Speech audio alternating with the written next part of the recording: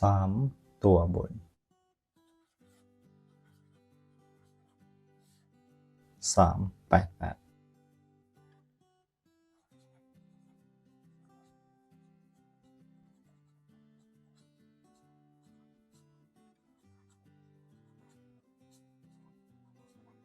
งวดหน้า16 พฤษภาคม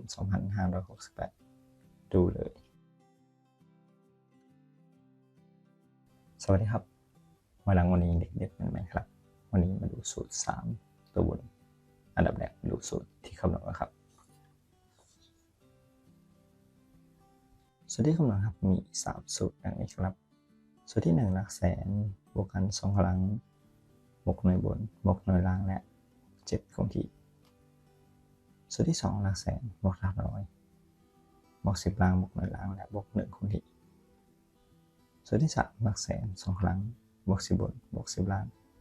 และ4คงที่ไปดูวิธีการคำนวณและตรวจสอบตัวเลขจากงวดที่ผ่านมาพร้อมกันเลยครับ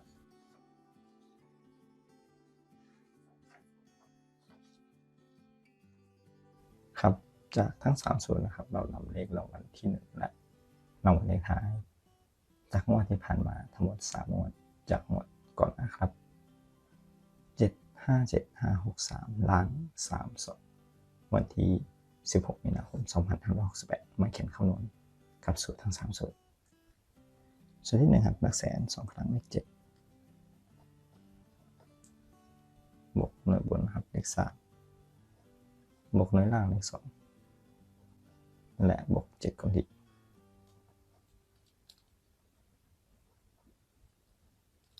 ต่อไปครับสูตรที่2หลักแสนเลข7หลักร้อย5ครับ10ล่างเลข3หน่วยล่างเลข2และบวก1คงที่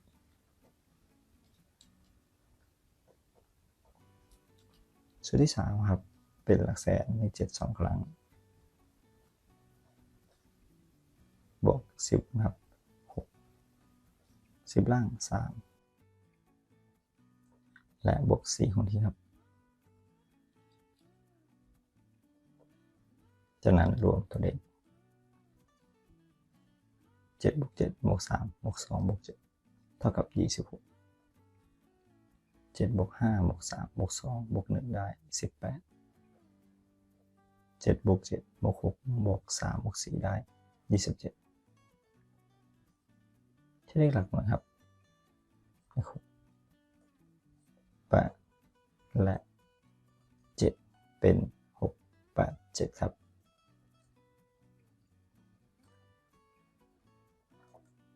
3ตัวบนออก6 8 7ในงวดต่อมาครับ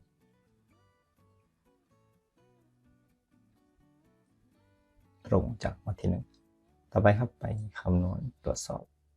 งวดที่2น้ำสูตรนะครับชุดนี้มาคำนวณต่อ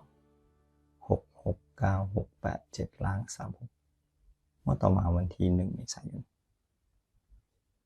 หลักแสนครับ6 2ครั้งหน่วยบนเลข7หน่วยล่างเลข6และ7คงที่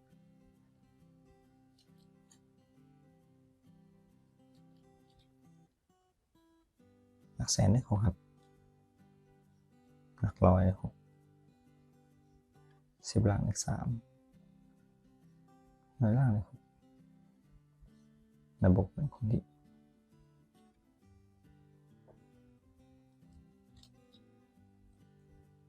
สูตรที่3ครับหลักแสนเลข6 2ครั้ง10บนเลข8 10ล่างเลข3และ4คงที่ครับ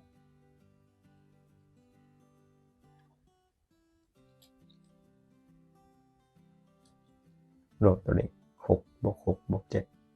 บวก6บวก7ได้32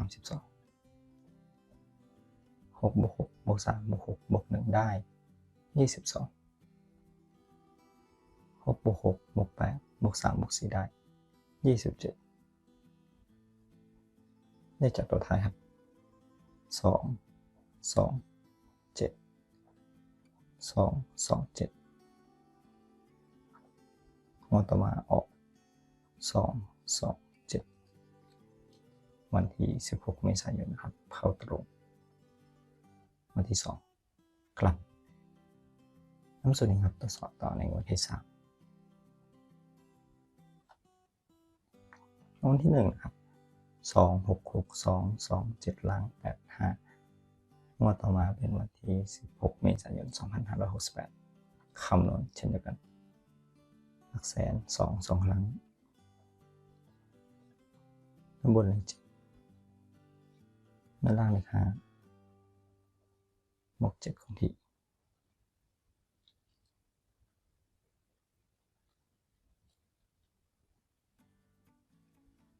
หลักแสนครับ2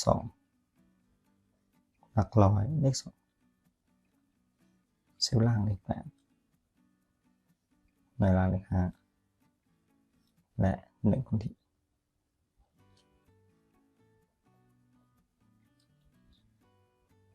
หลักแสนครับเลข2ครั้งเซลล์บนเลข2เซลล์ล่างเลข8และ4คงที่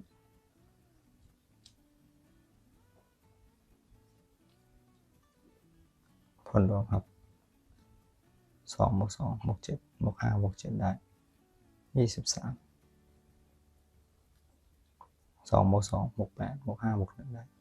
18 2บวก2บวก2บวก8บวก4ได้18ตัวท้ายครับเลข3เลข8เป็น388 3ตัวงวดต่อมาออก388มาตรงครับเราคำนวณตรวจสอบนะครับจาก3งวดที่ผ่านมาเป็น3ตัวบนจากนั้นเราใช้สูตรนี้ครับไปคำนวณงวดต่อไปดูพร้อมกันเลยครับ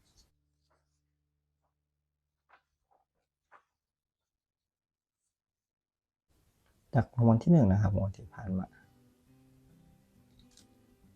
21338ล่าง06วันที่2พฤษภาคมเขียนคำนวณกับสูตรทั้ง3สูตรนี้ครับหลักแสนเลข2ครั้งหน่วยบนเลข8หน่วยล่างเลข6และ7คงที่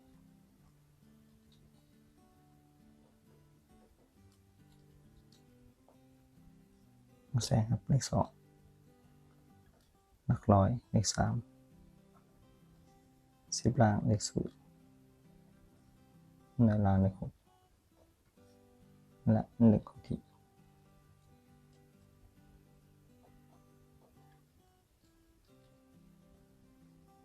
หลักแสน2ครั้งครับเลข2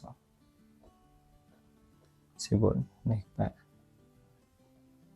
10ล่างเลข0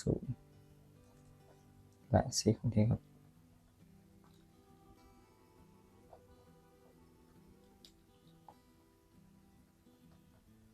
กับ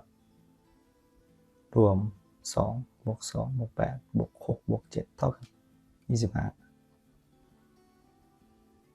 2บวก3บวก6บวก1ได้12 2บวก2บวก8บวก4ได้16ตัวท้าย5ครับ2 6 5 2 6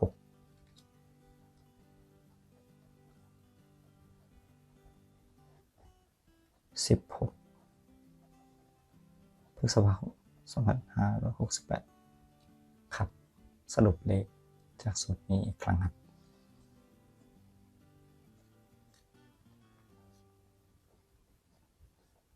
เลข3ตัวบนสูตรคำนวณได้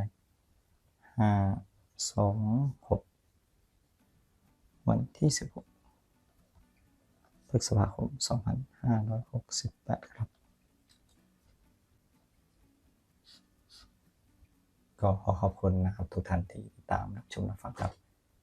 และก็อย่าลืมกดไลค์กดแชร์กดติดตามเป็นกำลังใจให้ด้วยครับสำหรับวันนี้ขอให้ทุกท่านโชคดีสวัสดีครับ